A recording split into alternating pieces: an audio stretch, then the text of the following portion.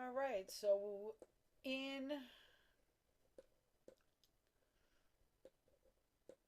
all right, so we left off at tutorial number 5, and the last thing we did was select our entire building top and came up to edit, and we made it a group.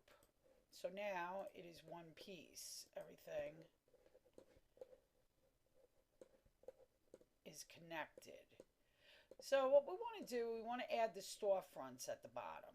So we're going to hit our middle mouse wheel, hold that down, and orbit up. So we get a good look at the bottom of the building.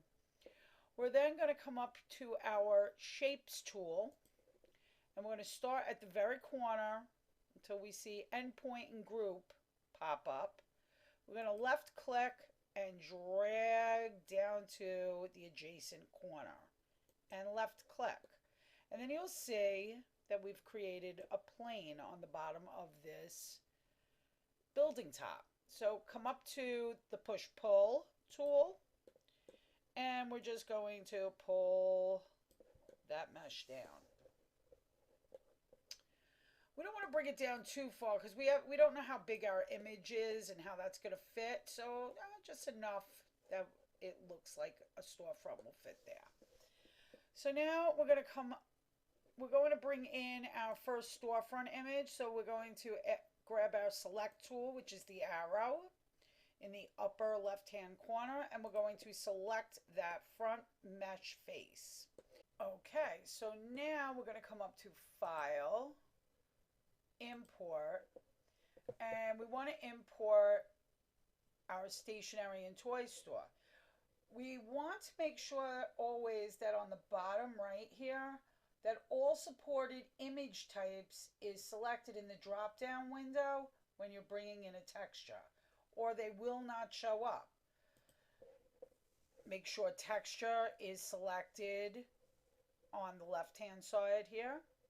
And now I'm going to grab my stationery toy store, and I'm going to bring that image in. You can see the image is attached to the end of my mouse. I'm going to start in the corner, left click, and drag the image up, and left click.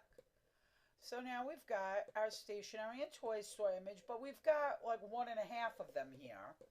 So, and we know we want to put a little bodega in next to this. So we're going to make sure that the front of this mesh is selected. We're going to come up to our lines tool, which is the pencil, and we're going to start at the bottom here where this image clearly ends. Left click and draw a line up, and left click. Now this image and mesh has been cut into 2 separate entities. You can see it when I hit that, it's selected. When I click there, that's selected. So now we're going to bring in our bodega image. So I'm going to make sure that this side of the mesh is selected. I go up to File, Import, and I'm going to bring in my little bodega. And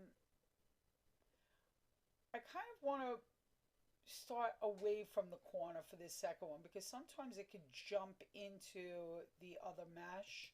So I really want to make sure it's isolated on this side. And as we can see, we've got 1.5 here, and that isn't good. So we're going to have to right click, go down to texture, and then position, and we're going to pull this down so all that sidewalk isn't showing. Do that first. Then we're going to bring this over to the end.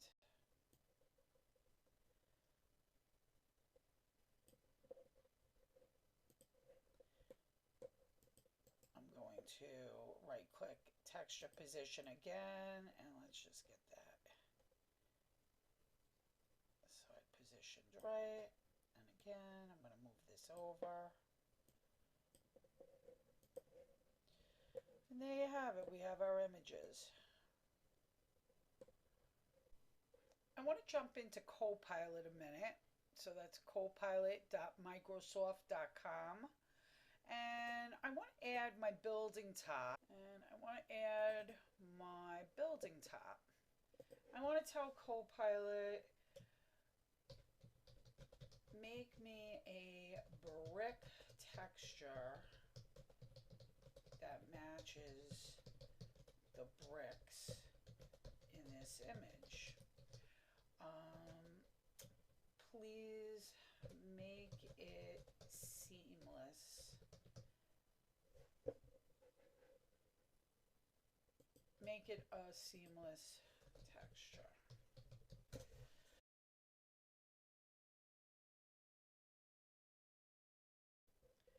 Okay, now we're going to grab that seamless texture we made with Copilot.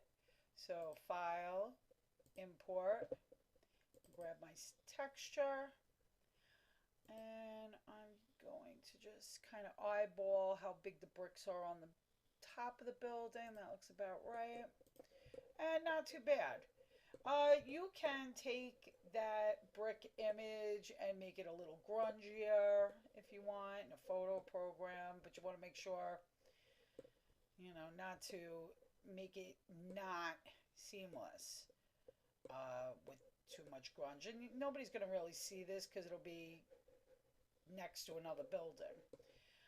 Normally when I'm making a filler building on the back side, I would also make storefronts, but today we're not doing that. We're just going to use brick texture for the other three sides. So I'm going to go to my materials tray on the right hand side here, and I'm going to click that brick texture. I'm going to roll my mouse over the wall we already completed. I'm going to hold down the Alt key until it turns into an eyedropper. I'm going to left click once, and then I'm going to fill those other two walls with the paint bucket tool.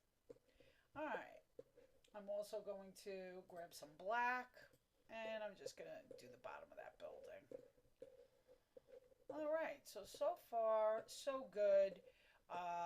We're going to move on to the next tutorial, which will be cutting out and pushing and pulling this building front to give it more depth and realism.